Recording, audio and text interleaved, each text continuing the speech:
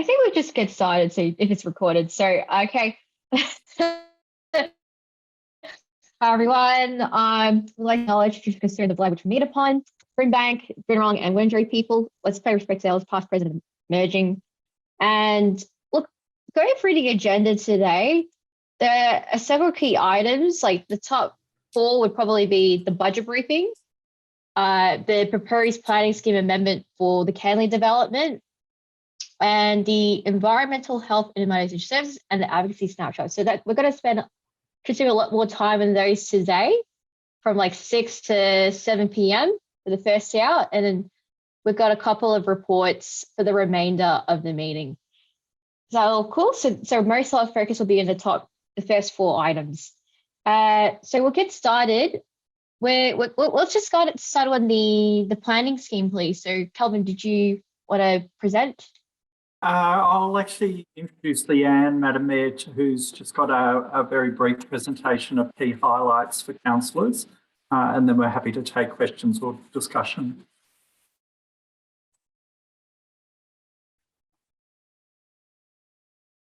Thank you, Kelvin.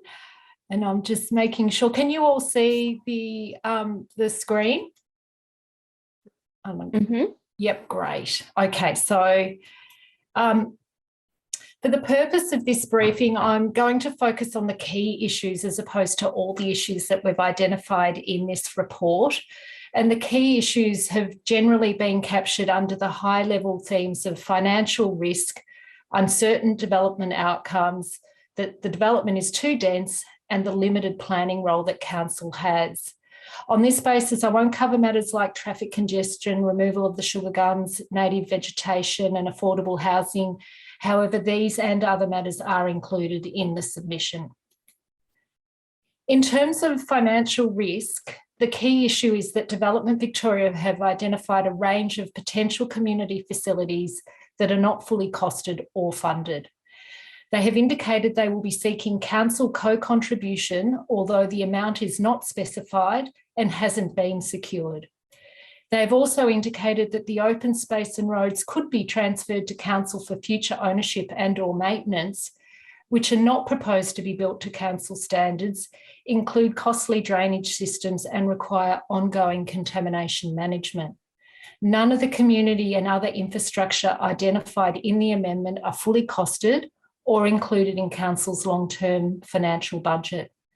Normally, you would expect that these matters would be resolved before the exhibition of an amendment, and given that they are not, it is recommended that council doesn't become a landowner or manager of assets and facilities due to the associated unknown risks and unfunded costs. The way the amendment has been documented doesn't accord with standard and accepted planning practices. The lack of detail, including the lack of funding commitments in the amendment documentation, makes it difficult for council and community to know what will actually be delivered by any future development. There is also significant scope for change, which creates further uncertainty. Significantly, the collection model for development contributions is unresolved and currently includes items which are considered developer works as opposed to development contributions. This means it's also unclear what development contributions will actually be provided by Development Victoria. The amendment characterises the future development as a 20-minute neighbourhood.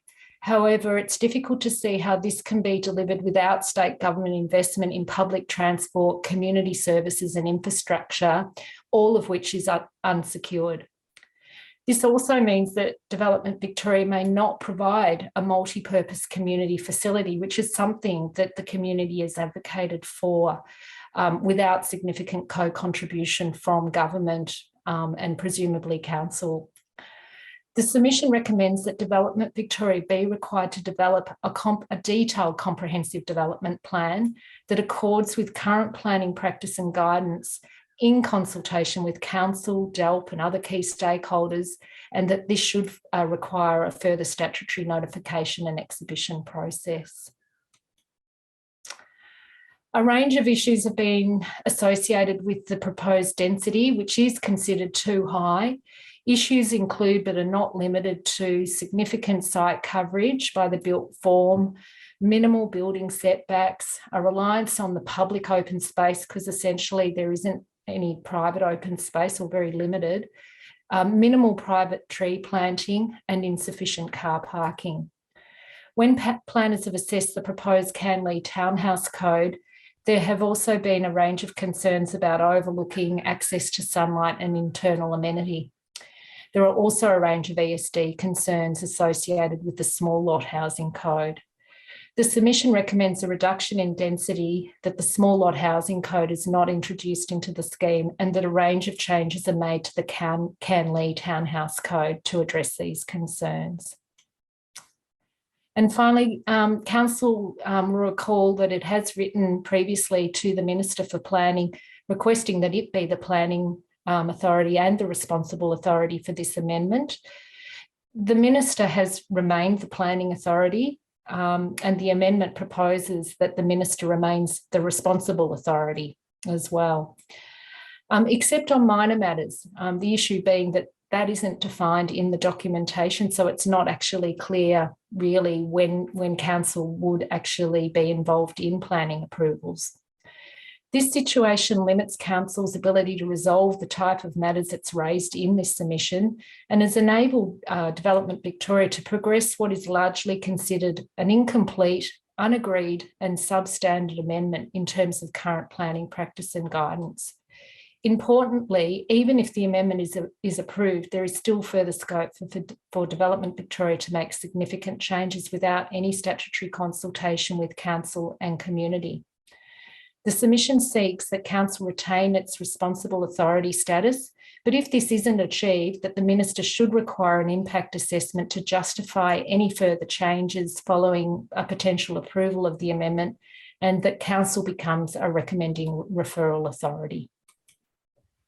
So in summary, there are a range of significant issues with this amendment, which contributes to uncertainty and financial risk for Council and the community. In short, a great deal more planning work is required to address these issues, as well as negotiation with Council around assets, community facilities and financial contributions. Ultimately, any future financial commitments required of Council should and would be the subject of a report, so that Council can properly consider and determine these matters. In the meantime, the next steps pending Council support for the submission will include lodging the submission, preparing for the directions hearing in late April, and then the public hearing the week of the 23rd of May. We then report back to Council once we hear the outcome of that hearing and receive any report associated with that. And that concludes this presentation. Leanne, okay, so we have a couple of questions right away. Okay, Bruce, what's your question? Yeah, thank you, Madam Mayor. Is this amendment up to authorisation, if that's the right word yet, or is it just a preliminary consultation? Through the chair, Councillor Lancashire, it's been exhibited. So from that perspective, we're well and truly down the track in terms of providing a submission to inform, I guess what's akin to a planning panel process, only that will be happening through the the Land Standing Advisory Committee. So the directions hearing is with the planning panel, is that correct? No, with the advisory committee.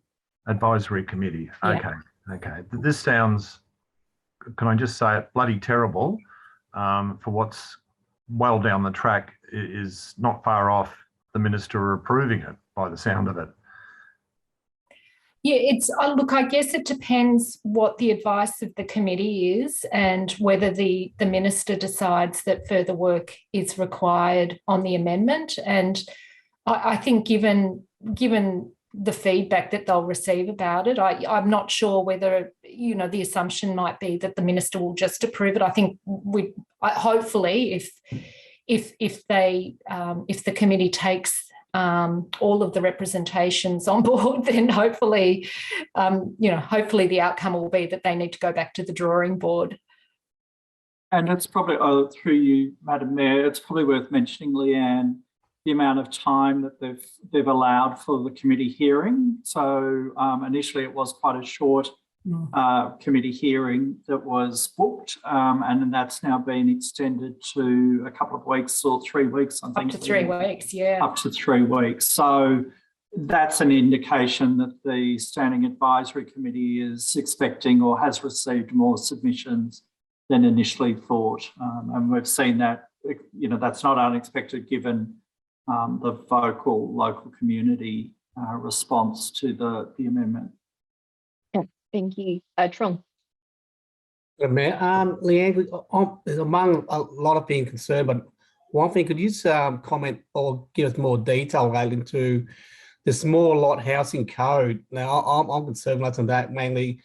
If that, I know the density is an issue, with that being implemented as well, that will have a great flow-on effects relating to how the infrastructure can be built, how the roads can be built due to density. So could you make more comment relating to the size of the block regarding the small housing code and what did it imply to relating to the property itself?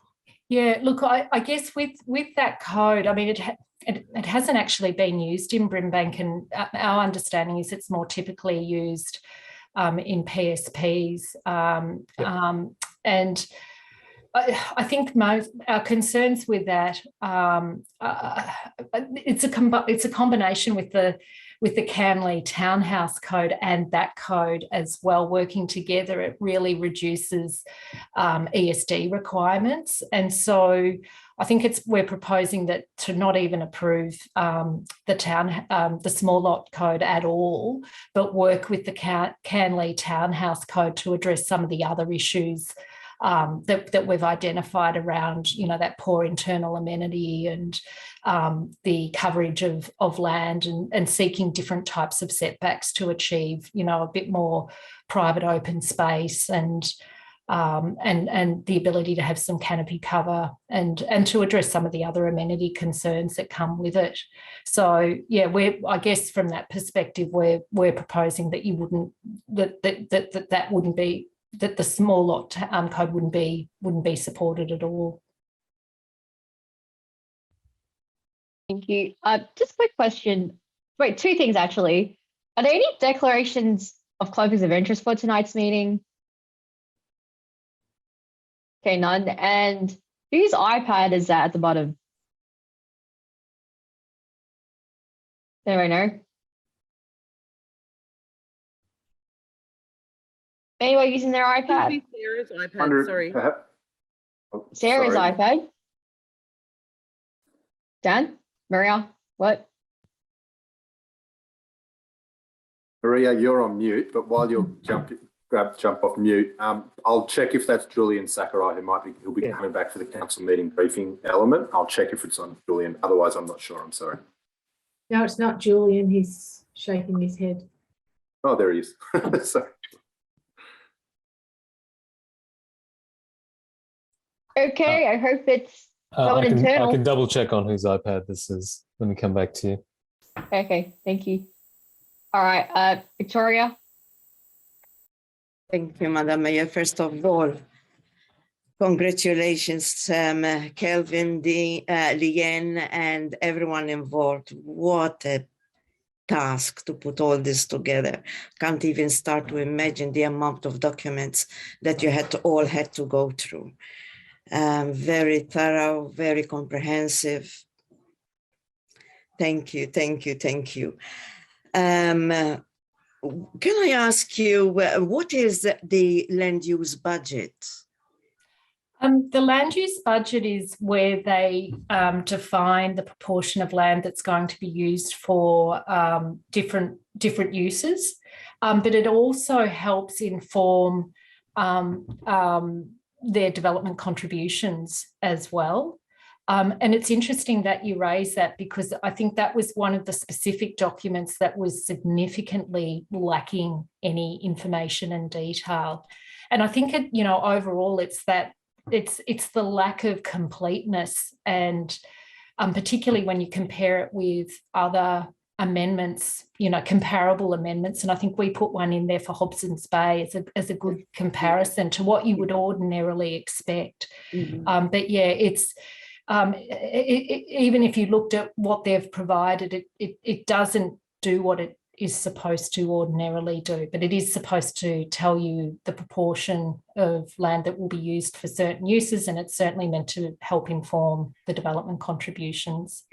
Yeah. And I also just want to acknowledge too, because you did acknowledge the team that working on this, and they're not here tonight, but I did want to just acknowledge Sophie Thompson and Catherine Hunnishan and Phoebe Wilson, who have all worked on this, along with a lot of other people across council. This one has had a lot of contributions from other teams, including the city planning team, the environmental team, the engineers, particularly because of the roads and the infrastructure and drainage. So yeah, big collaborative effort across council. So thank you very much, and I'll make sure I send on your thanks to all of those people. Yeah.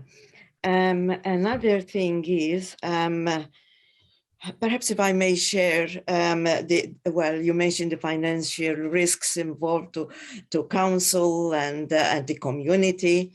And it was interesting, a comment that was made with at one of the meetings after the Development Victoria had the latest community meeting with them. And one of the members said to Development Victoria, "You're throwing council under the bus." That's the exact word they used, exact expression. So even the community picked it up. And in their defense, Development Victoria, "No, we're not. We are in constant conversation with council." So I wanted to share that with you guys, but obviously the risks involved, the saying, and something else.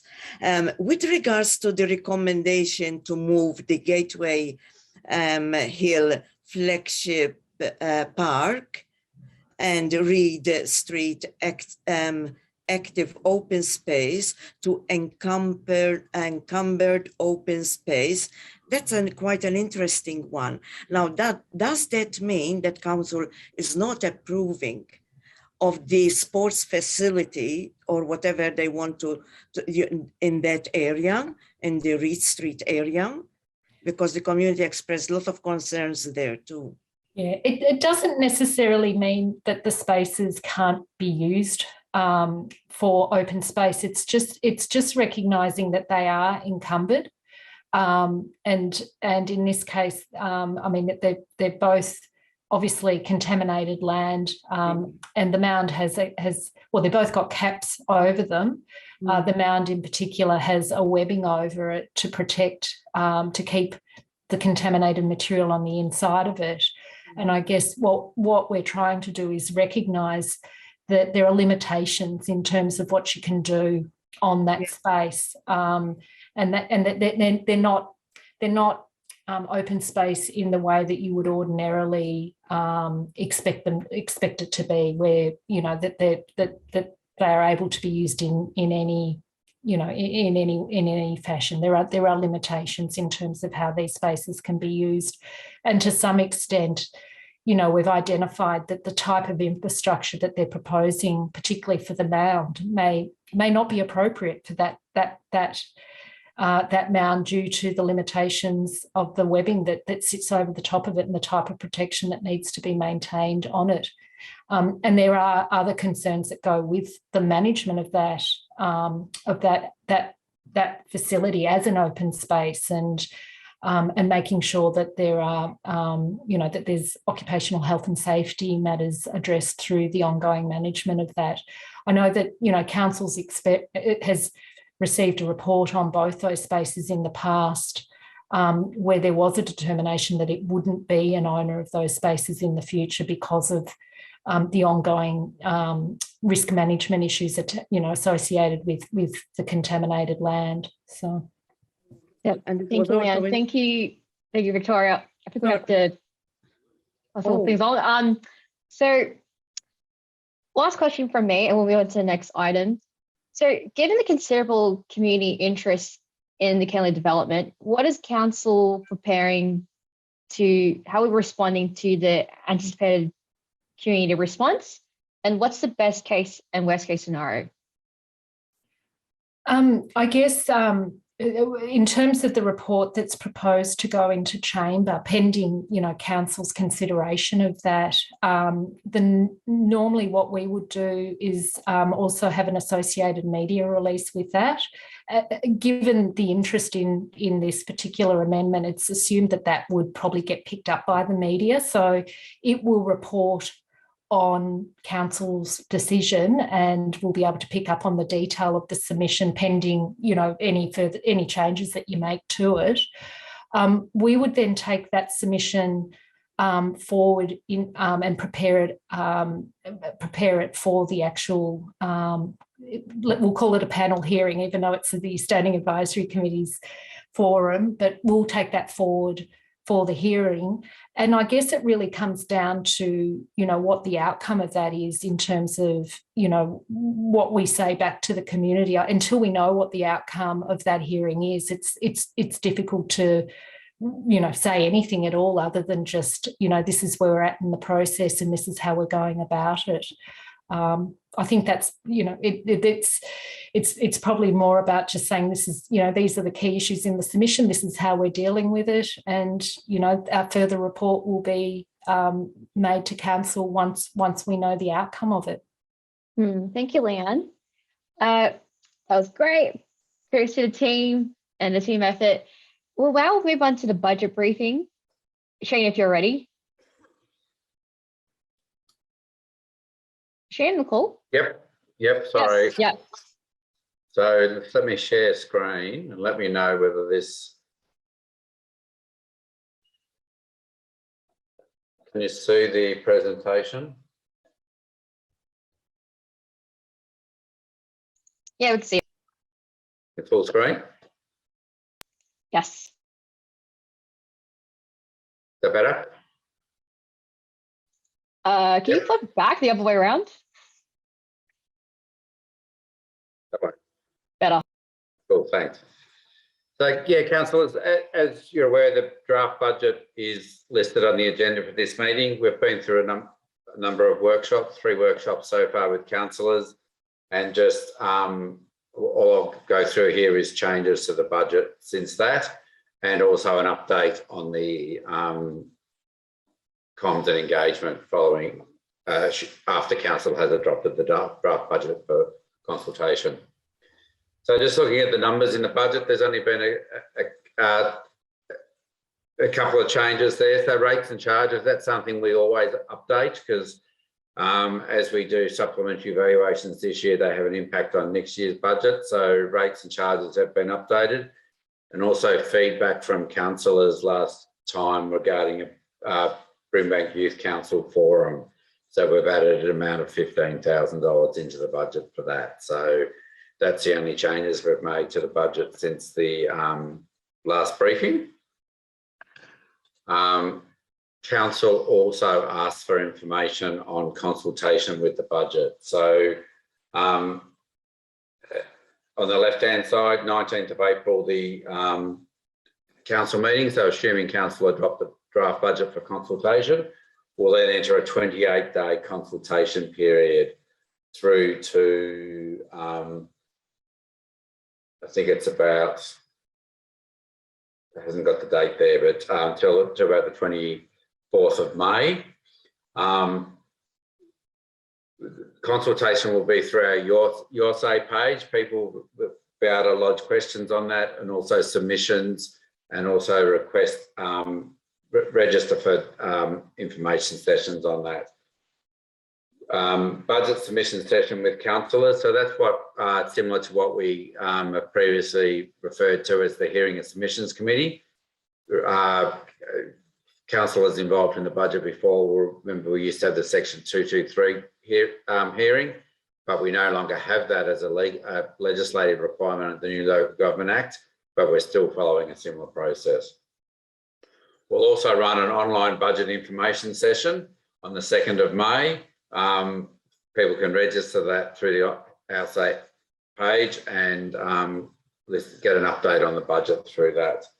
We'll run 4 drop-in sessions at the Sydenham Community Hub, the Sunshine Civic Centre, Keilor Community Hub, and the Deer Park Library. There'll be no registrations. They'll be promoted and also through our Your Say page, but they'll be open for the public to come in and ask officers any questions on the budget, and we'll also have the information there for anyone to make submissions. And we'll also run a specific youth budget session on the 9th of May at Sydenham Neighbourhood House. So for young people that wish to drop into that, we've worked with the youth team. There's some other youth things happening there at that time. So we'll tap in and join into with that.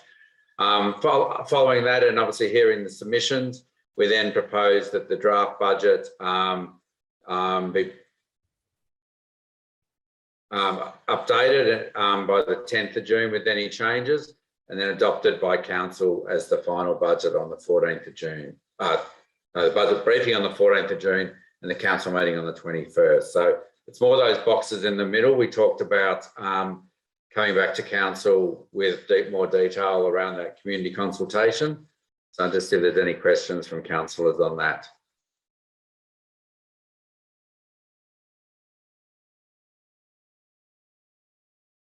I see a hand up from Dan. Councillor Dan.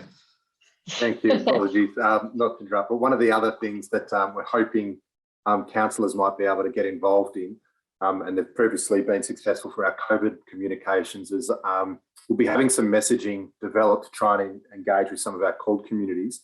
But we'd like councillors to do some individual videos to camera, which might be what we're thinking is to actually have that pre-recorded on the night of the council meeting on the 19th before dinner. That would be the idea that, this week council adopted a draft annual budget.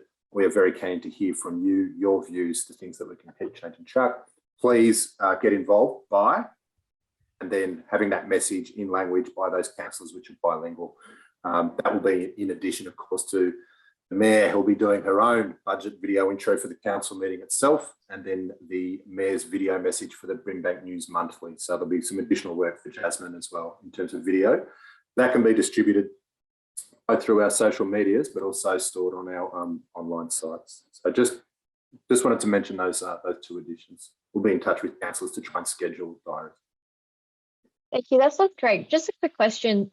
Are there info packs or comms prepared to help councillors inform others on how to get involved in the consultation? How do you do a submission? How do you do, etc.?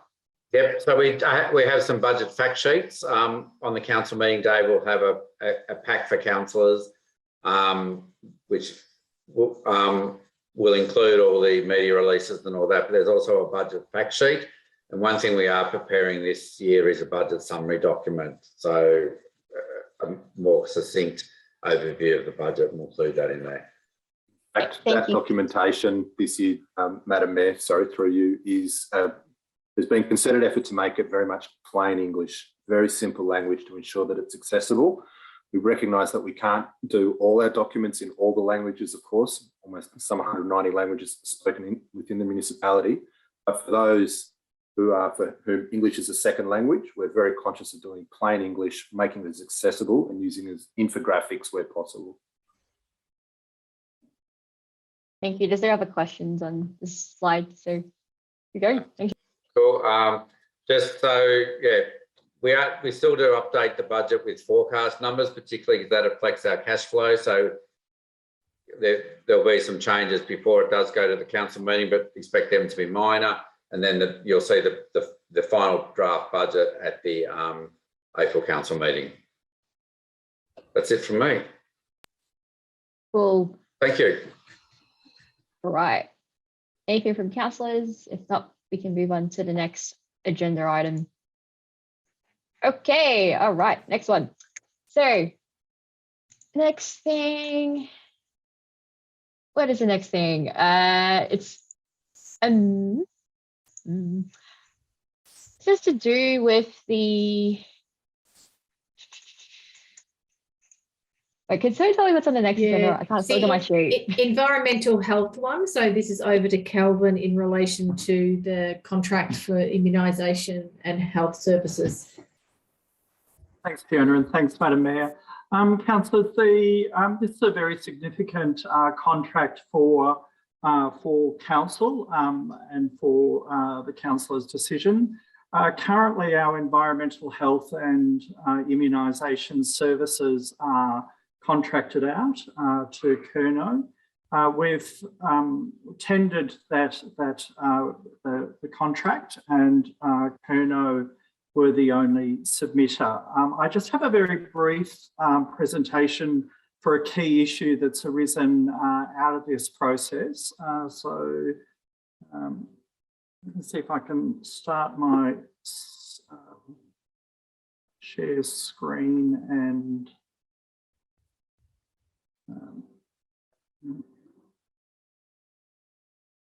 share screen too.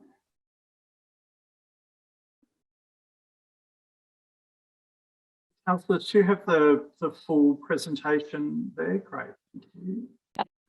So, councillors, just a reminder just that the information in this relates to commercial in confidence work, and so is therefore considered confidential. So what's in the briefing pack tonight is really providing you with an overview of the environmental health and immunisation services contract, the assessment that we have done against the financial and benchmarking analysis, and the assessment for the contract. What has come up, and you'll see that in the briefing note, is really a question for us around the setting of the permit fees. So really the purpose of this component of the briefing tonight is to enable a bit of a discussion amongst yourselves and with us about the 4 scenarios and how you might provide us with some guidance on setting the fees associated with the environmental health contract in the budget process. So what we've done, and is detailed in the briefing pack for you, is establish 4 scenarios, and really the scenarios relate to the fact that we have an expense side. So the contractor, we pay the contractor an amount of money, and that's detailed in the briefing paper. We also have an income stream that offsets that really leaves a subsidy component, i.e. the amount that all of ratepayers contribute to funding the service. It's not a full recovery service. There is a gap there between the cost of the service and the amount of revenue that we achieve from it. So the question then remains, where do we set the fees? So we've run 4 scenarios for council's consideration. The first one is really what's in the current long-term financial plan. So that's setting at a 4% rate increase. We realise that with the new contract, there is an increase in the value of the contract above what we were anticipating in the long-term financial plan.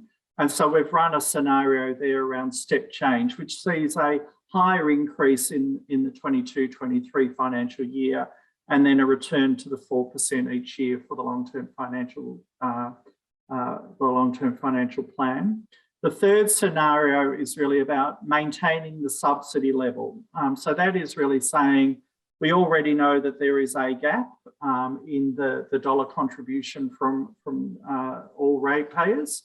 And so what would happen, what would the fee increase need to be to maintain that cost consistent over the life of the contract? And then the fourth scenario that we run is really about maintaining the relativity between the income and the expenses and the subsidy.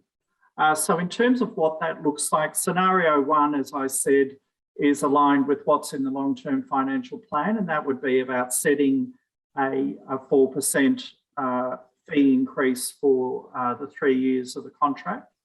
The second one, which is about setting a step change, would be about increasing 16% in the first year, and then returning to the long-term financial plan of 4%.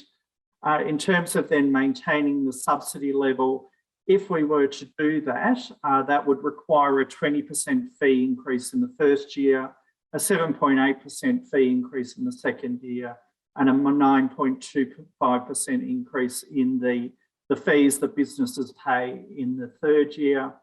And if we were to maintain the subsidy ratio between what we contribute out of the rate base, that would be a 4% in the first year, which is what is in the budget, a 5.5% in the second year, and a 7% in the third year. And that's kind of the scenario that we are recommending. In terms of then how that plays out in dollar terms over the period, the figures here are on the screen and in the briefing pack in the 4 scenarios. So again, if we were to maintain the subsidy value in scenario 3, you can see there how the figures kind of fall out in terms of just over a $1 million subsidy over the 3 years of the contract. The long-term financial plan would see a 1.85 or 1.86 million. And what we're recommending is maintaining that subsidy ratio, which is the average of what the past contract has been, and that would see a total subsidy over the life of the contract at 1.88 million. So hopefully that gives you a bit of a broad understanding of what's in the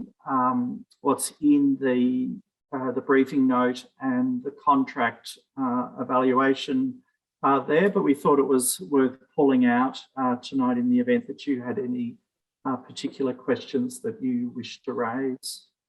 Comment here. I think there's a typo in the pack for scenario 4. It actually says $1.784 million. Yes, and it is an adding error in the briefing pack that I have picked up in the presentation. Yeah. Okay. Bruce. Yeah, thank you, Madam Mayor. These are registration fees for health premises, restaurants and things like that. Is that correct? Yes. So what we've done in terms of setting the fees, so the high value fees are really the class 1, 2 and 3 fees there that relate to premises that receive permits under the Food Act. So that's where we're focusing yes, but it is all of the fees across the contract. So it does cover both the Food Act premises as well as beauty salons and the like. Which one of those options comes closest to full cost recovery? The one that comes closest to full cost recovery is the scenario 3, and that requires a 20% increase in the first year, a 7.8% in the second year, and a 9.25% in the third year. How does that compare to our neighbours? Do we know that? And what are there any understanding of complications or issues in doing that? Well, in terms of comparison to our neighbours, we've provided on page 7 a bit of a benchmarking with our neighbours, in particular around the Food Act permits. And we're kind of competitive. We're fair to middling in terms of for each of the permits where we sit.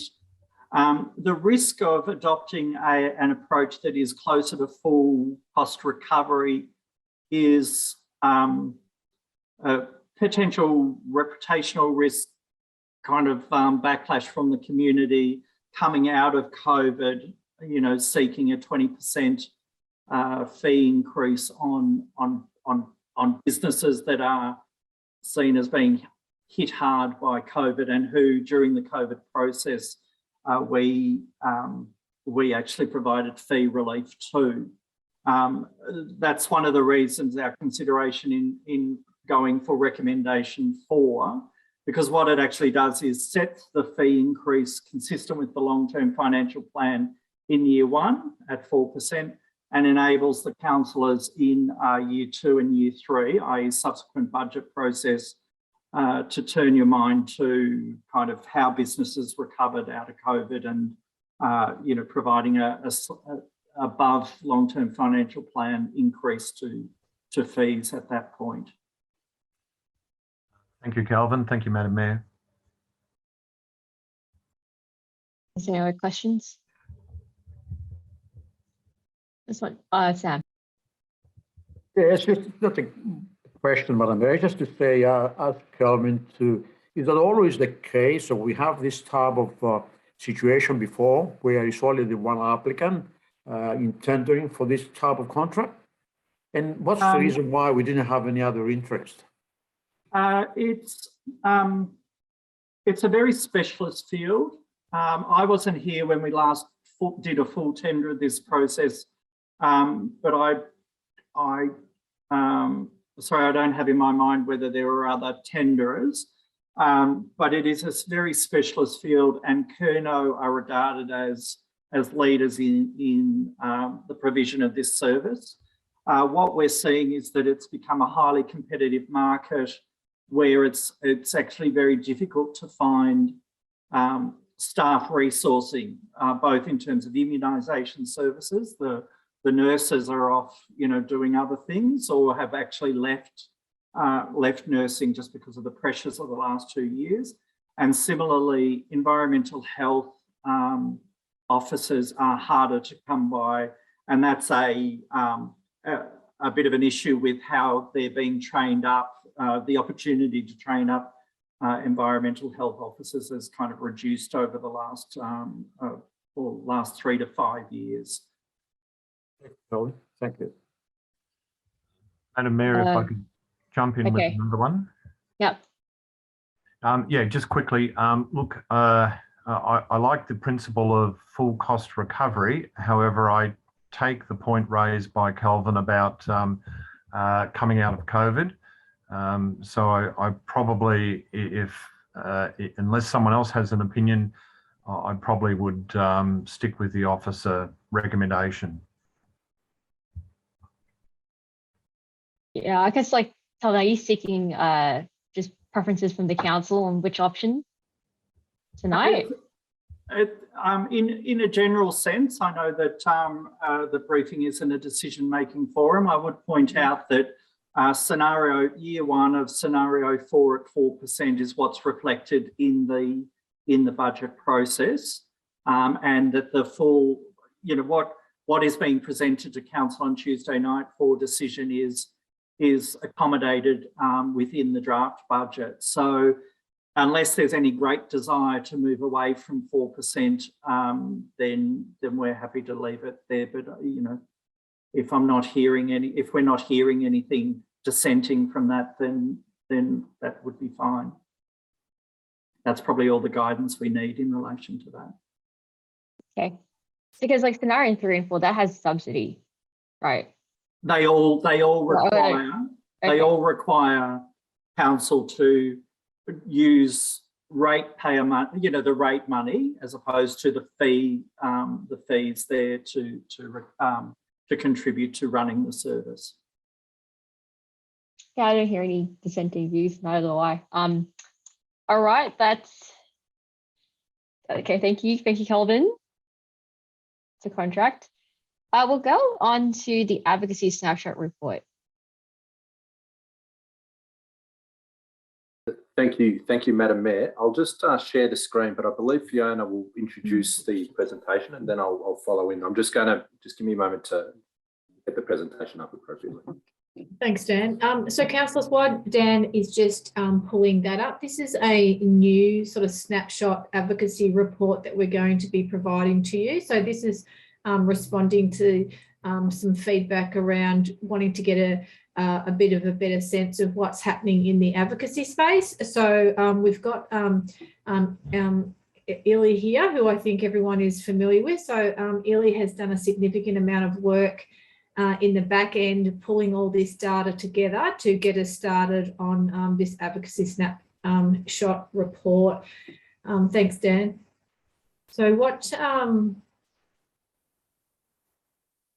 So some of the feedback that had just been coming through was just wanting to get some improved reporting around what we were doing in this space, getting some regular updates, looking at some data and some metrics as well, and also getting some improved engagement and influence from you as councils around some of the advocacy, some feedback around how we can engage better with key stakeholders and improving our engagement with the community. So this, thanks Dan, this snapshot today is really focusing around what we're calling dashboard reporting. So it's going to give you a bit of an update of what's been happening in the campaign space, what's been some of the responses from government, some information around the grant activity and what's been happening in terms of council and stakeholder engagement and also community engagement as well. So as I said, it's snapshot reporting. So it doesn't have a lot of detail. It's just to be giving you regular snapshots of what's been happening in this space. And it's a work in progress as well. Thanks, Dan. And I think I'll pass the next slide to you. Thank you so much. Thanks for that, Fiona. So yes, there's a number of metrics, a number of things that we want to present more regularly, and one of those elements is campaign status. So what we can see here on screen at the moment is an attempt to sort of standardise the different dimensions that comprise a campaign that end up influencing the way that we respond, you know, on behalf of the community and behalf of council and advocating for better outcomes. So what we've got live at the moment, if you will, in various forms is Transforming Brimbank, which is the Building It Better Together campaign, linked to the Melbourne Airport Rail Link. Of course, the federal election, which was a recent resolution of council to focus on this unique period of time and things that we want from the federal government, particularly in the absence of reasonable outcomes over the last 3 years, and Fix the Calder, which, if you look at that top line there of status, is a recurrent. It's one of those things that we're starting to sort of move on, and we're seeing annual, hopefully, with the state budget coming up, annual investment, because it'll take a number of years for the ultimate investment to come to fruition in terms of the diamond interchange, rail crossing removal, the duplication, and all the things that we're asking for. The things we look at are outset probability of success. So how likely do you think we will be to get a better outcome? The level of complexity that informs the decision, timeframes, whether they're immediate, short-term, longer-term, whether they're things that are very much of the moment. Our target, so whether or not it's a state or federal or indeed other third-party stakeholder that we need to influence to get a better outcome, and who are the key stakeholders? What is the strategy that we'll be pursuing? The council resources. So we know with Transforming Brimbank, very high level of council resources, but we also recognise that's an appropriate investment, not only because of the complexity, but of the potential outcomes, which are generational. Outcomes, so we try and understand what are the things that, what does success look like? What are the things that we're directly asking for? And then potentially the impact of those campaigns, what we can likely expect. So the Transforming Brimbank, if we're effective in that, the impact will be very high.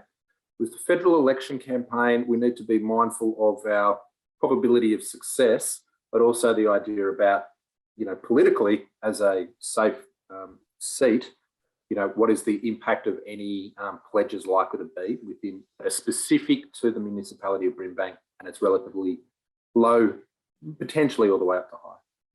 And our current, let's say, success rank, how are we actually tracking to date, knowing that there are so many externalities operating in the operating environment that influence outcomes. But at the moment, Transforming Brimbank, we're in a good place. We've had a number of wins. We sort of maintain hope that moving forward over the next 7 to 9 years, we'll have a significant success rate there. We're winning, although it's far from won, and we need to be mindful of being flexible. Federal election, it's unknown our current level of success, although there has been some encouraging meetings with our local MPs. And then Fix the Calder. Again, we're winning. It's far from one significant amount of work that needs to be operationalised. However, there's no doubt that there's been some significant outcomes there. So that's the quick snapshot into campaign status and the way that we want to keep you informed about the things that influence those campaigns that have all been endorsed by council in previous council meetings. In terms of further dashboard reporting, looking at our last financial year, so June through July, and also our current financial year, so June through to now, what are we, March, end of March, what have been the government responses and actions to things that we've been both seeking an outcome for, but potentially have also had an implication for us as an LGA if there's been a broader decision. So, for example, what we can see there is that we've had 5 announcements, 2 decisions of council, 2 pledges. There's been governance changes or changes to the machinery of government. In 2 instances, there's been 2 further funding announcements and 1 community engagement action in response to the things that we're doing. So you're probably asking, what is a decision? What is an announcement? All those sorts of things. So funding, for example, might be the state government budget of last year, in which the Calder Freeway investment was made. In terms of a governance outcome, the Department of Transport and the precinct staff announcement of the move to going to Sunshine Plaza is one of those things where it changes their governance. In terms of community engagement, the draft Sunshine Master Plan, the 9 ideas there, that's a community engagement activity that the state government is undertaking as a direct response of our campaign around transforming Brimbank. Now, in terms of the value of those things over the last financial year and including our current financial year, it's $761 million. Now, that's a huge amount of money. It's the value of the announcements, not necessarily the value that it's currently being expended within the municipality. So, for example, the rail crossing removals, which of course have been linked to previous council resolutions seeking the removal of those things, that conservatively is valued at around $500 million. There's been a number of which have been completed and there's a number of still to be done.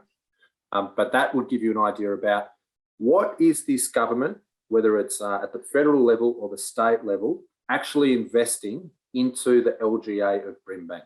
And that brings us neatly to the third graph there on the far right, the target region. But in terms of the impact area or where the actual focus of the investment lies, is it at a national level, a state level, or a Brimbank local government area level? And what we've detailed here is predominantly of those 14 announcements, 13 have been directly into the Brimbank LGA. But there is also one there that is around the state. Moving forward in terms of engagement, which again, council has been really clear in seeking to engage better with key stakeholders, but also with council itself, we have these 2 graphs. The first one is around council engagement, to keep you informed, to ensure you're influencing outcomes, to guide our priorities, etc. What we can see is during the current mayoral term, so under Council Nguyen, since November, we've had 5 separate council reports. We've had 28 different engagements in varying forms with different stakeholders, predominantly being state MPs, but also some federal MPs and others. And we've had 8 officer briefings in relation to matters that directly pertain to the carriage of the advocacy strategy. In terms of the community engagement, I've got here as a proxy measure our media and comms. So what have we done to reach out there to inform our community, to invite them to influence our own advocacy outcomes? We've had 4 community events and they're actually directly related to, most recently, the Let's Talk Brimbank ward community engagements, in which our advocacy plans featured heavily. We've had 6 photo opportunities. We've had 17 media posts across various channels. We've had 9 speeches in which the mayor has spoken directly to advocacy priorities. And we've also had 8 press releases or press statements issued through that time. So hopefully through those channels, what we see is an increasing understanding of the community about not only is council advocating on their behalf, but hopefully we're being effective in their behalf. So that brings us to our final element, which is around grants. So what we can see here, and again, this is last financial year plus the current financial year, and it's the first time we've brought this information to council in such a transparent fashion, and we'll continue to do this moving forward. But we can see that over that time, we've applied for 60 grants. We currently have 12 grant applications pending decision from state or federal government, and we were awarded 46 of those grants, which leaves only 2 grants in which we were unsuccessful in receiving any funding at all. So the graph on the right obviously indicates the total dollar value of those grant applications. So of the 60 that we applied for, we've received $34,370,000 worth. And in terms of, we applied for, and in terms of the value that we won or were awarded, sorry, it's been a long day, $33.5 million. So we missed out on $858,000 worth of funding across last financial year and this current financial year, and we've got 12 that are currently pending. But I think on any measure, I think that's a very significant amount of money. I'll move to. So that brings us to the end of the snapshot. As Fiona said at outset, we'll continue to finesse this, we'll continue to improve and to bring you this information on a quarterly basis. But in addition to that, what is coming up, and I understand has also been a direction of Fiona through your desires, is the plan to implement the plan. We want to provide greater insight into the way we're actually delivering on the advocacy campaigns, the business as usual, the grant applications, to ensure that you've got a greater line of sight and potentially a greater level of influence and involvement as well. So where will you be as an individual councillor, but also as council in trying to advocate on behalf of the community and be more influential and successful? So that's the end of the presentation, and I'm happy to take any questions. Yep. If I can stop recording. That was great. Bruce. Thank you, Madam Mayor. These seem excellent measures, actually. Really good, very impressive.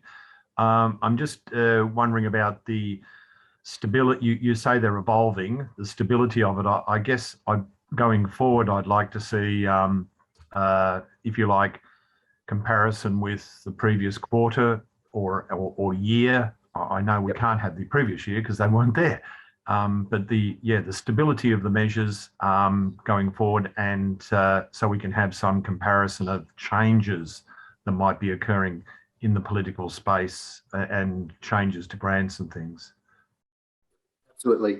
Trend analysis coming. So we just need to start building up our pool of data and start measuring this. So we'll definitely be doing that, Councillor Lancashire. The idea is that this is the benchmark data.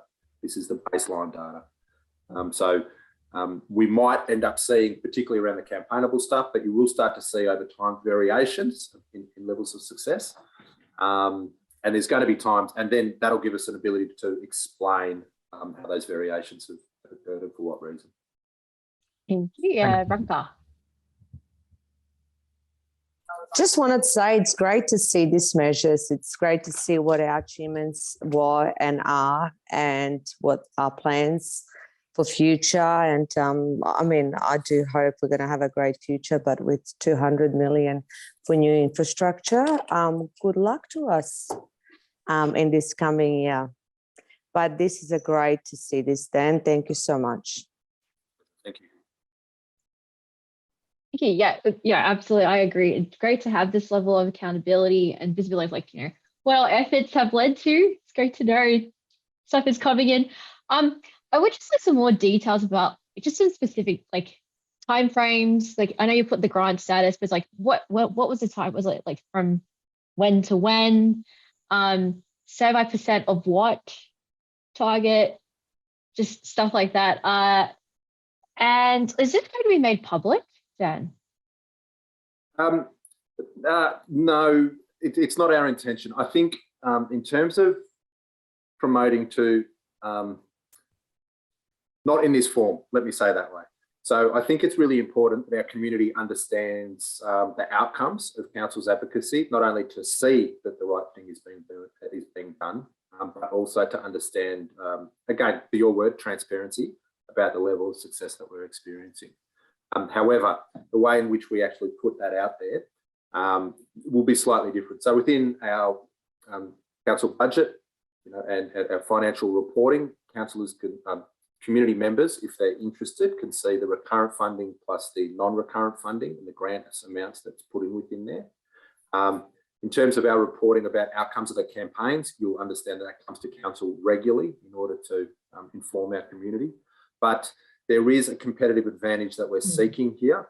We need to understand that this is a very competitive landscape. We're not competing just against other councils, but potentially other influences on government. And I'm keen for people to understand how successful we are, but I'm also keen for state government and federal government to understand the need that we have. Yeah, good point. Yep. Sorry, Jazz, can I just add, I said thank you, Dan, but I would say thank you, Ellie, because I know he works really hard to put those things together. So I don't want to forget you. Thanks, Ellie. Our advocacy team. And one last thing from me. Is it possible to comparisons between different local government areas? Not easily, but we can definitely look into that. We can definitely look into performing that. But there might be some, I know at the federal level, it's easier to track grant funding. They've got a quite transparent portal. But on a state government level, it's a little more opaque. But we're working towards that because, and we're very interested in understanding what the benchmark is, how well are we tracking against others. Sounds great. Ed, Tron? May I just quickly, Dan, are we able to have a list of the grants we're applying for, the 60 list? Yep, absolutely. Oh, not now, I mean, in somewhere in the porthole or something you have a look at, that's all. I don't mean straight away. Yeah, no, that's all right. I'm just looking at the list right now. Can do. Thank you. Oh, well done. Looking forward to future snapshots. Okay. 7:05, we're going great. Draft council reports for council meeting. We just had a draft annual budget. Did you want to add anything to that, Shane? 3.1? No, but happy to take any further questions, but we've gone through that. Oh, we had a, full budget consultations. That's good. And then 3.2, I think we kind of went through that, didn't we, Kelvin? Yes, Madam Mayor. How about 3.3? The exhibition Brimbank planning scheme review, planning policy framework. Do you want to add anything to that, Kelvin? Or No, Madam Mayor, just take it at read if there's any questions. all right. Nothing. Okay, Victoria, yes. Thanks for that.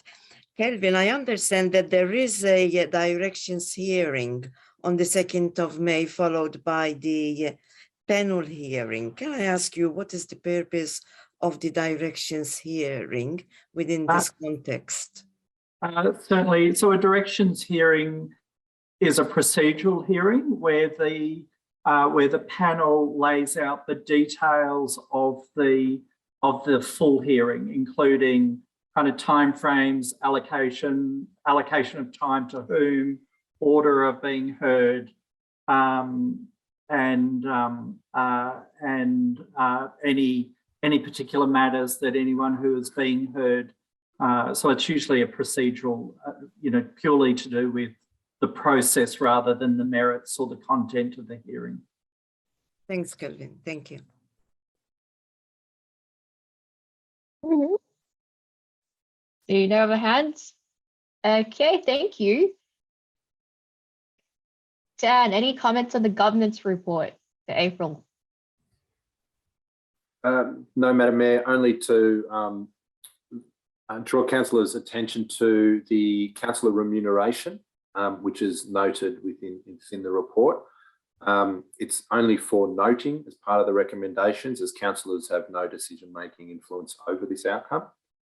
So I'd just be aware that potentially there might be some community scallywags who might make observations about the value thereof of an increase. That's set by an independent tribunal. So and council itself has no influence over that outcome. Thank you, Madam Mayor. Okay. Nothing in that. Motions for the 2023 MAV Council. Dan.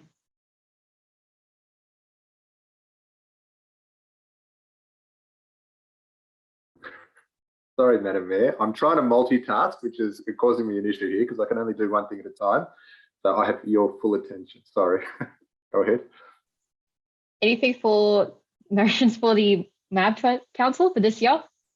No, Madam Mayor, only I'll take it as read, but happy to address any questions. They're good motions for me. Okay. St. Albans Sport Club indoor playground proposal. We had a briefing on this a while ago. Really, any updates? Sorry about that. I was trying to find my mute button. No more updates since the briefing that we gave to the councillors. Okay, Bruce. Thank you, Madam Mayor. Look, I'd like to flag at this stage, could I have an alternate recommendation prepared for approval of it as an alternative? Thank you. Yeah, I'll second that too. Can I So just ask clarifying to approve the playground. Councillor Lancashire, is that correct? That's correct, yeah. Yeah, great. Thank you. Can I just ask why that is? So Sorry. you want us why we want to recommend it? Oh, look, I'm asking questions, not wanting to enter into debate, but look, I believe this is a minor extension to the facility, which will have a very marginal impact on gambling and will benefit local employment in a local club. It will improve the service being provided to the public, which is provided in a similar fashion to many other facilities. So that's the crux of it for me. Thank you. Yeah, just had a question. All good. Anything else on this one for the indoor playground proposal? Okay. Moving on to the next item, 3.7 Brimbank Aquatic and Wellness Centre operational update. Thanks, councillors. So this report, you would have been used to previously receiving updates on the construction of the aquatic centre. Now that we're moving in, preparing to actually operate that facility, this is an update on the operational planning that we're doing for when the centre is due to open. Neil. Thank you, Madam Mayor. I thought I might just take the opportunity just to give councillors a bit of an update about the status of the construction project. Councillors, you might remember that councillors considered an update status report in the March council meeting, where at the time there was a practical completion date just of the construction component towards the end of May. And, I remember at the time, Councillor Lancashire during the briefing asked a very good question around the amount of work that's required is part of the fit out component. We've recently received some advice that the builders, have certainly been impacted more so by the ongoing COVID isolation requirements of their trades in particular. Not so much in terms of materials, it's more about labour. And so they've submitted a extension of time for the project, which would see, we haven't accepted that yet. We're still reviewing and assessing that with our project managers, but we anticipate that that's, likely to be accepted. And that probably sees the construction rather than end of May, more likely towards sort of end of June, July as that sort of point. So about a sort of a 5-week difference, which I did flag, I think, when I briefed you in advance of the March council meeting, we suspect that would be the case, but as they kind of firm up, more details in terms of the practical completion date. So that's just what it is. We'll work closely with Lindley's team in terms of the commissioning and operating just to get that, minimised in terms of what that means from an opening date. But we'll certainly provide more details as we come. So it was just a bit of an opportunity to provide an update. Thanks, Madam Mayor. Thank you. See, Virginia's just joined. Hey, Virginia, we're just on item 3.7, which is the block update. But the meeting is recorded, so if you want to go back to the previous stuff, it'll be available. Yeah. Okay, any questions on the block update? Anyone?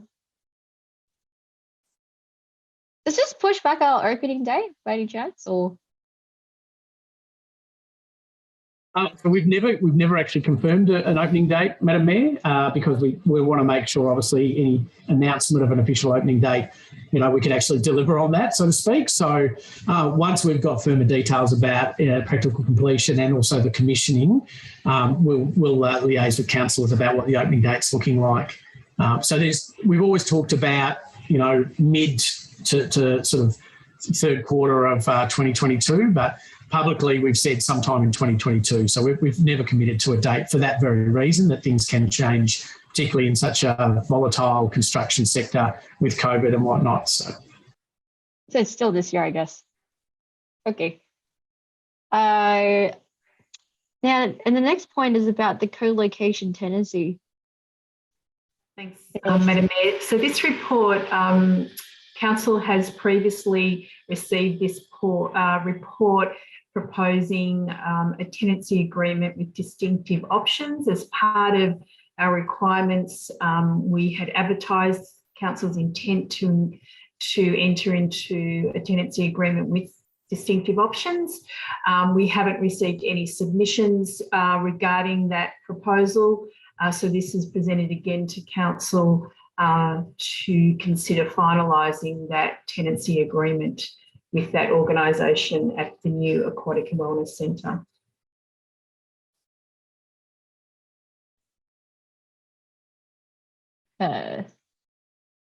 Nothing here, but hey, Lindley, didn't we have that meeting last year with, what's his name? He was he wasn't a pope.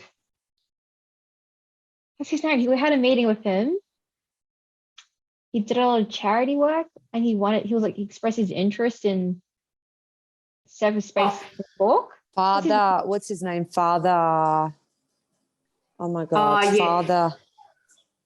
Yes, that was, yes, sorry. I know who you mean. And I just can't remember the name exactly. Yeah, this was an advertised process that we sought tenancy. I mean, it doesn't mean that so they hadn't submitted as part of the process around the expression of interest for this particular space. I think that some of the discussions we've had, which we will continue to have with different organisations, is how we can also potentially, have programs in some of the other, I guess, meeting spaces that are going to be part of the book. This is actually a tenancy agreement with space that is on the top level. So that's it's slightly different thing. But yeah, they didn't certainly put in for this particular use of this space. Okay, yeah. All right.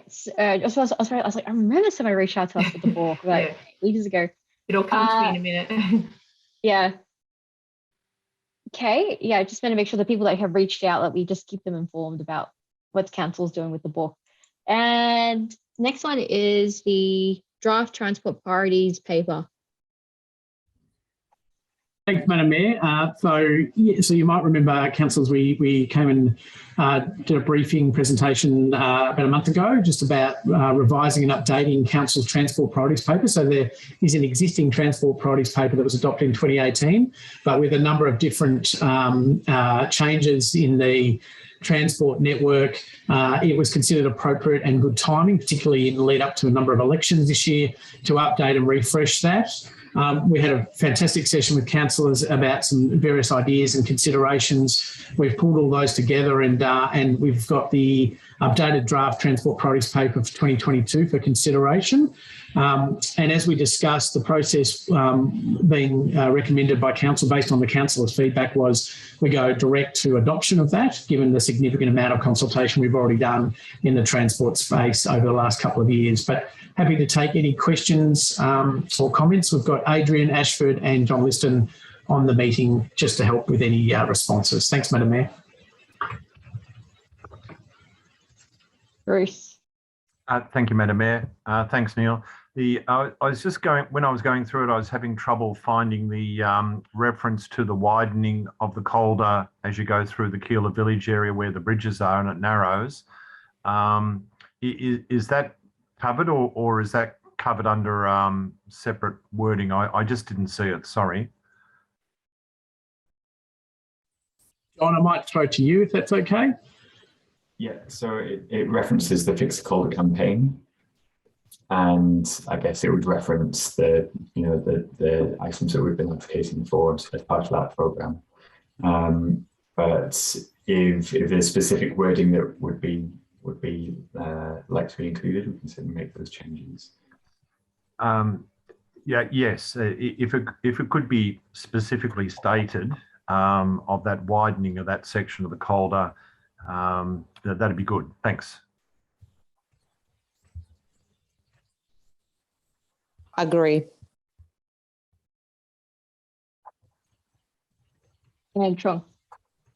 No question, just a comment. I read through this morning. It's a very good piece of work, especially being the collective portfolio, all the roads and all the actual infrastructure you're seeking on these papers.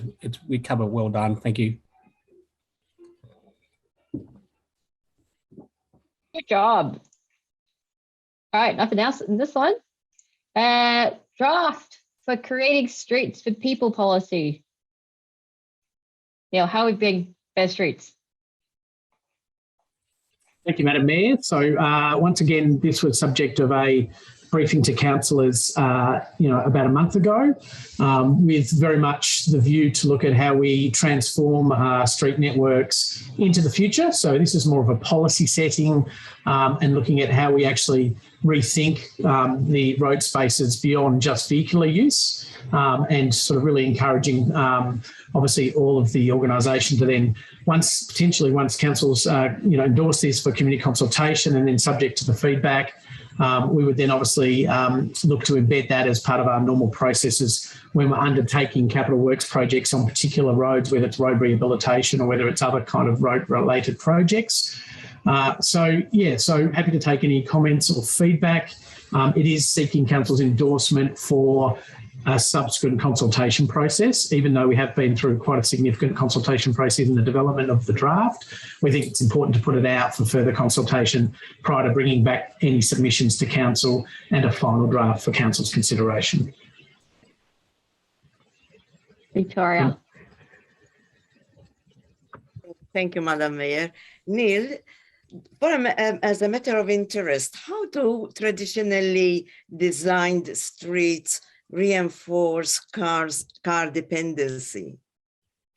I had a bit of a problem comprehending that. No, that's okay. It's a really good question, Councillor Borg. And look, essentially, when we do most of our road rehabilitation projects, particularly given that the focus traditionally has been around asset renewal, it has often been like for like.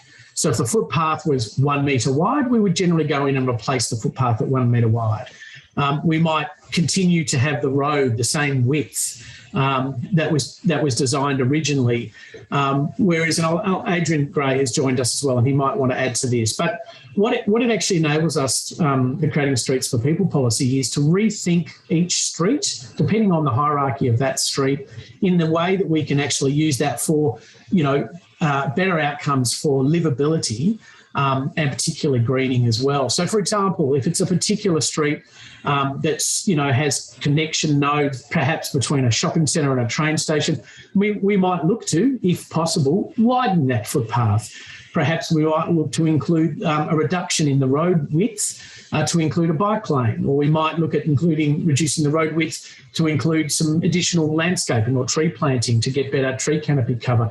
So it's essentially looking at that street, and depending on the nature of that street, the ability for us to really consider, are we getting the maximum benefit out of any works that we're planning on doing in the future, other than just simply replacing like-for-like infrastructure? But I might hand over to Adrian, any comments he'd like to make on that. Adrian.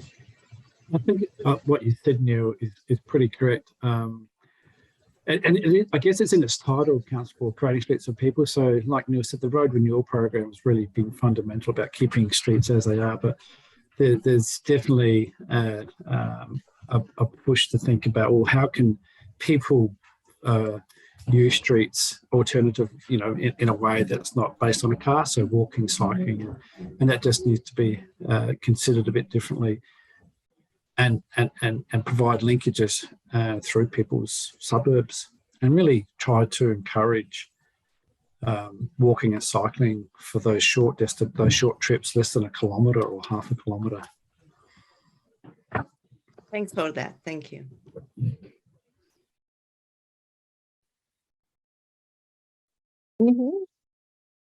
The streets policy. Okay. I have a comment on sorry, hand strong.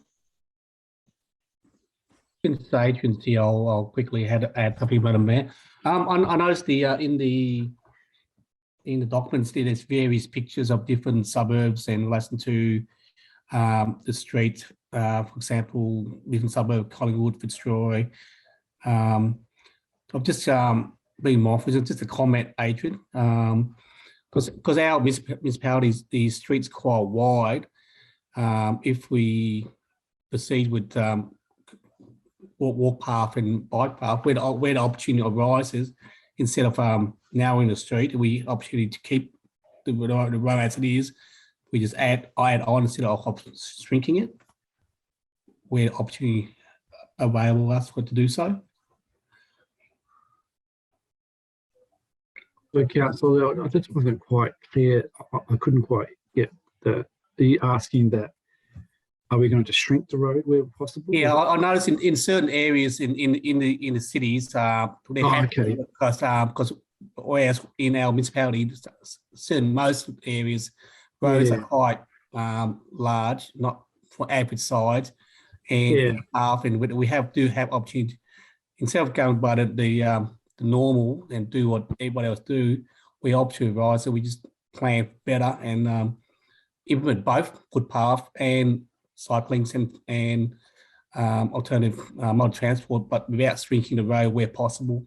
Yeah, look, I think that some of those inner city suburbs where they have really high volumes of cyclists, that there's a real demand for perhaps who gets a fair use of the cross section of the road. But in Brimbank, it's more, how do we, rather than having major impact on streets. I think we,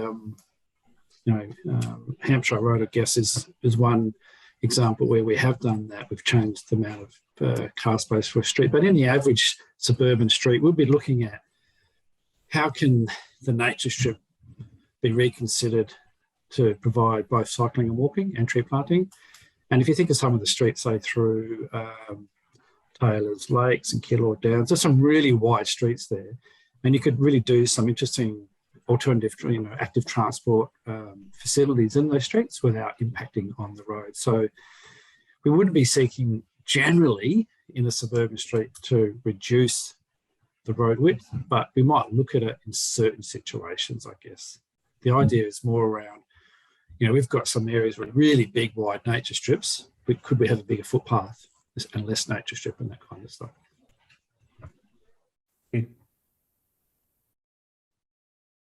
Thank you. All right, good stuff. So we'll now move on to the next item. This is the draft 10-year asset plan. Thanks, Madam Mayor.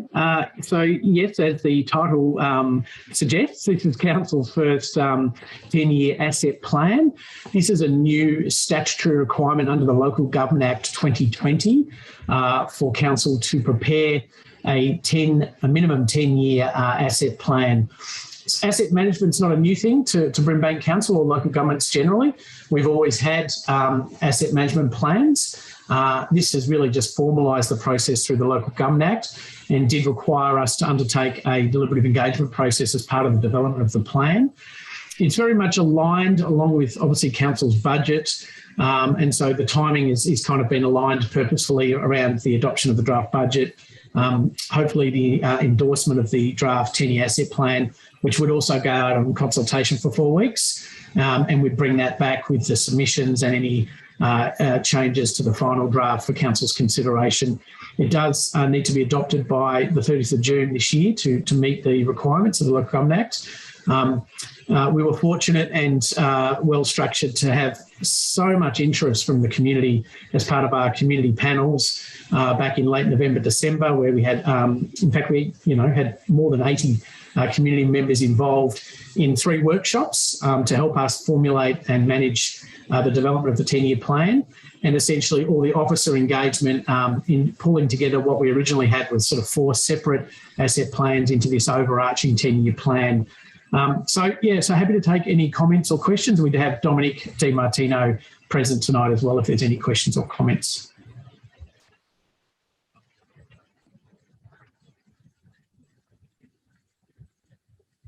Question, like, how does this relate to the whole budget process? How we're talking about looking at our current assets, like the potential sale or the maximizing the use of the facilities, for example? Is that a separate piece of work to this asset plan? Well, the asset management plan does pick up, council's land holdings and potential for rationalisation of assets, but that's more at a higher level in terms of how we manage our assets going forward. And so really that would be a separate piece of work, as part of our service delivery. And then that comes back in terms of our strategic property database and then decisions around whether there are any assets that could be retired. But it does formulate an overarching component of the asset plan in that regard. Dominic, did you want to add anything to that? No, Neil, I think you've answered that pretty thoroughly. Okay, thank you. Bruce. Thank you, Madam Mayor. Look, my question was along much the same lines as to the strategic research. I understand that's really good with roads, where we've gone through a very detailed process of assessing worst road to best and getting them in some sort of order. There was a briefing a couple of weeks back where it was indicated that the strategic work going forward over the next 10 years or so was some time off. There was a couple of years off. I think it was Lindley Dunlop had made some reference to it that strategic work wasn't planned to be done soon. I'm just wondering how that meshes with some of our assets. Sorry, I wasn't quite sure the last bit of the question, Councillor, but maybe I'll just pick it up. So from my perspective, we have some very good data about the condition of our assets, not just for roads, but for most of our asset classes. So Dominic does a sort of 3-year rolling program of condition assessments on all of the major asset classes. So that level of data is quite strong there. But I wasn't quite sure what you were talking about in terms of the strategic assessments. Councillor, perhaps you could clarify. Yeah. Okay, I'll clarify that. In terms of, I guess, the need to fix up, maintain is understood. However, I was probably wanting to see, get some comment on the strategic basis of what the community actually needs, rather than necessarily a building's falling apart and it's due for fixing up. Yeah, so that strategic work, thanks, Councillor, thanks for clarifying that. I understand now. So the asset management plan speaks more broadly to obviously the management of those assets in play currently in terms of how we manage those going forward, and the requirements for renewal, maintenance. Obviously, in terms of the strategic assessment about our service delivery more broadly and what facilities are required for that, sits within the strategic framework of a number of different documents. So if it's in the sports facilities area or community facilities, Council has a number of strategic documents that sets the basis for the development of perhaps new assets in that particular category, and also what the priorities are for updating and implementing new assets in those classes. So Lindley, I don't know if you wanted to add anything further there, or Dominic. Yeah, we have actually got a briefing coming to Council just to outline, I guess, the community infrastructure plan, the features, how we've developed that, and also the sports development plan. And that'll sort of outline, I guess, some of the work that we do to inform our community infrastructure generally, including the looking at the service delivery and the service planning.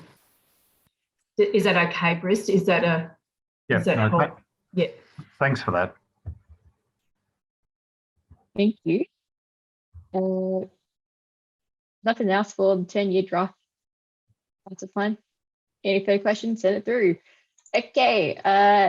Thanks, Dominic and Adrian. Oh yeah, thank you. Much appreciated. The next part is just mostly contracts. So, Kelvin.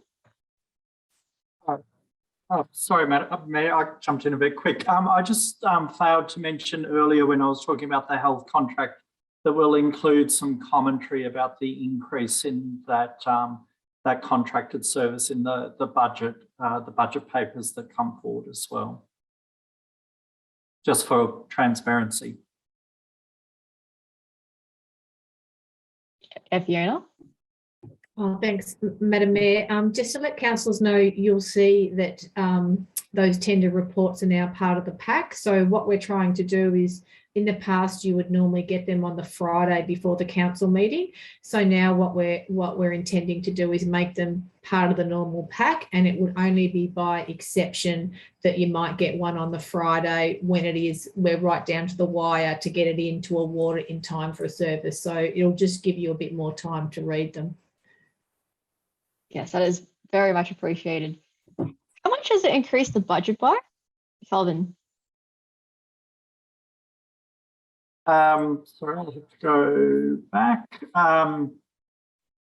So for the health contract under scenario 4, so the current year expense associated with the health contract is 1.78 million. For the new contract, it'll go to just over 2 million. Our revenue increases from 1.44 to 1.5 million. So the gap there increases from 340k to 550k.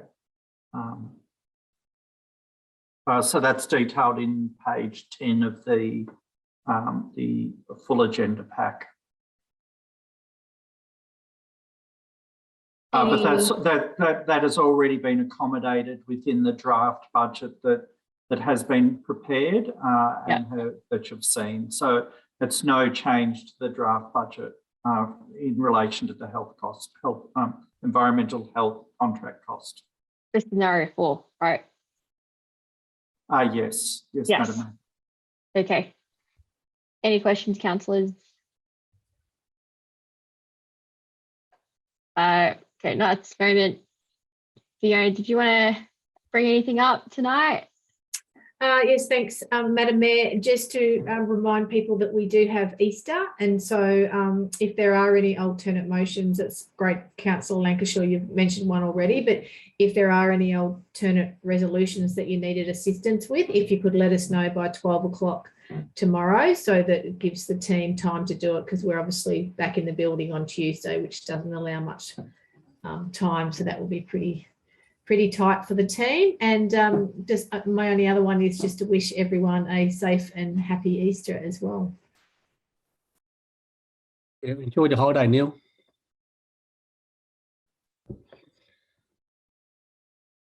Thank you. A couple of extra days. I'm looking forward to it. Cool. There's nothing else. I think we'll just that's the briefing tonight, people. Thank you all. I think Virginia. Where is it? Okay. Sorry. Anything else? Thanks, Madam Mayor. I just wanted to know, are we having the meeting in person on Tuesday? Yes, we got dinner. We got uniform fittings. There's Trevor coming along. We're gonna rock up. Yeah. Okay. Thank you. Okay. Thanks. Sorry, I see Sam and Fiona put their hand up. Sam? Just to say, Madam Mayor, those that are celebrating Easter, just wishing them all happy Easter, people. Happy Easter. And then Fiona? Thanks, Madam Mayor. Sorry, I forgot to I said we'd give you a quick verbal update just in terms of the EB negotiations and the email that was sent to council. So I sent an email just giving you a little bit of an update on that. So we are anticipating a 2-hour stop work tomorrow. We don't see that that's going to have a big impact on services. But Shane was just going to give you a little bit of context in terms of the MUWU, who is the union organisation that the council received an email from today. Shane, did you just want to quickly talk to that? Yeah, thanks, Fiona. MUWU are I suppose, a breakaway union. Normally, council staff have been represented by the ASU, the Australian Services Union. MUWU, they're ex-ASU people that moved across to MUWU. They're actually not a registered union, so that's one issue about taking industrial action. Also, before any industrial action can be taken, there's quite a process that needs to be gone through, including applying to Fair Work and undertaking a ballot. So MUWU are in the process of getting authorisation for industrial action, but haven't got that authority yet through Fair Work. So the action they were proposing to take tomorrow is unauthorised industrial action, and there are consequences for the union and members if that, or the organisation and members if that happens. But an update from while we've been sitting here, because we actually did, I suppose, contest that in Fair Work. And MUWU have advised that they have cancelled their industrial action tomorrow. It's happened while we've been in this briefing, but that information's come through. But there's still stop work by ASU that Fiona talked about, so that's still proposed, but not the MUWU one that you received the email about. Yeah, Sam? Yes, Madam Mayor, I just thought I'd ask Shane, are we speaking to these people, having a dialogue with them? And yes. We're in regular dialogue and contact, and we're surprised they're doing this because we're still continuing, and we've actually told them we'll come back to them after the school holidays. But that's ASB, but we're in contact with all of the unions. Yes, regularly. But it has been a long process, but that's often the way enterprise bargaining. Try and balance them up, balance the whole thing up, fix it. Yeah, I think we're very close to that. Yeah. Thank you. So I think we are very close, and as Shane said, we'll be doing that the week after we get back from school holidays. I think it's better to wait till we're not in the middle of school holidays, because there's a lot of staff who take leave over that period of time, and so then we shouldn't be far then off putting a new offer to vote, which we're fairly confident, fingers crossed, that it will be well received. So hopefully we can resolve this. Very good. Cool. That's good to know. Okay. Anything else? If not, thank you everybody for the council meeting briefing tonight. Great stuff. Close it at 7:41. See you all. Okay, Bye. Bye. Bye. Bye.